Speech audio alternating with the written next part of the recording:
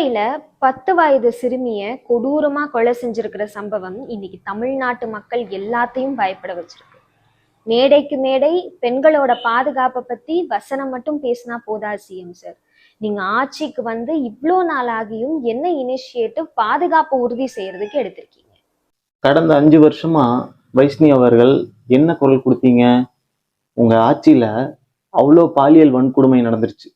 அப்பெல்லாம் திறக்காத வாயி இப்போ வந்து திறக்குது. ஏன்? எதனால? என்ன காரணம்?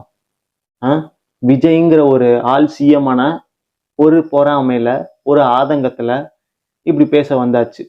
ஏன் இதுக்கு முன்னாடி ஸ்டாலின் ஆட்சி இருக்கும்போது அவ்வளோ பாலியல் வன்கொடுமை, கஞ்சா, ஊழல் அது இது நடந்துச்சே. அப்பெல்லாம் குரல் கொடுக்காத வாயி இப்ப வந்து நீங்க குரல் கொடுக்கலாமா? அதுக்கு தகுதி இருக்கா? ஃபர்ஸ்ட் மக்கள் நலனை பத்தி உங்களுக்கு எல்லாம் தகுதியே இல்லாதப்போ இப்போ வந்து பெரிய அக்கறை மாதிரி வந்து பேசுறீங்க. போன ஆட்சியில அதை எல்லாத்தையும் ஒழுங்குபடுத்தி வச்சிருந்திருக்கணும். அப்படி எதுவுமே பண்ணாதனால நீங்களாம் வாயே பேசக்கூடாது. கண்டிப்பா விஜயனை வந்து ஒரு தக்க தண்டனையை கொடுப்பாரு. சரிங்களா? உடனே நாங்க இப்பதான் 12 நாள் தான் ஆட்சி ஆச்சு அப்படின்னு சொல்லி நாங்களாம் முட்டு கொடுக்க ஒன்றும் கிடையாது. நாங்களும் திருப்பி கேள்வி கேட்டுட்டே தான் இருக்கோம். ஆனா கேள்வி கேட்கிற இடத்துல எல்லாம் நீங்க கிடையாது.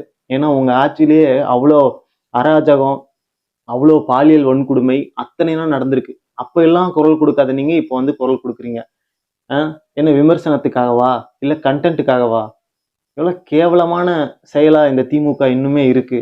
தயவு செஞ்சு திமுக ஆட்சி மாதிரி தாவேக்கா இருக்கக்கூடாது விஜயண்ணா.